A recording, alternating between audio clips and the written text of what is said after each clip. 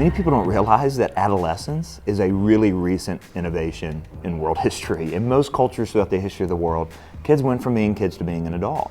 It was really late 20th century America. Some people blame it on Chubby Checker and the twist, but that's a long story. But the idea is that now we have this thing called youth culture, and it's created this kind of stage of life called adolescence. Now, certainly there are things happening in the teenage brain where wires are still being connected. That's why teenagers are more apt to engage in risky behavior. But in most cultures throughout the history of the world, these teenagers were expected to act like adults, which, by the way, actually led to the brain wiring coming together.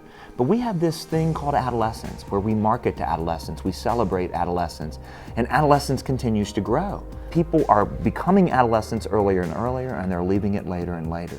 And it's even created this thing in our culture where it's the goal of life, right? Where when I was growing up, remember Ferris Bueller's Day Off, right? The knucklehead in the movies was the high school student.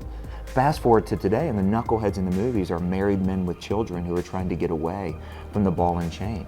It's completely shifted what it means to be mature and what the goal of life is.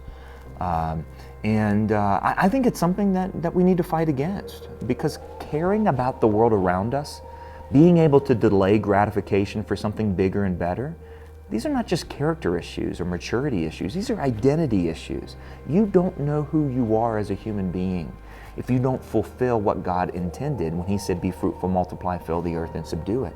But more and more teenagers are staying adolescents into their 20s and late 20s, and it's really interfering with their ability to be themselves as God intended for them to be.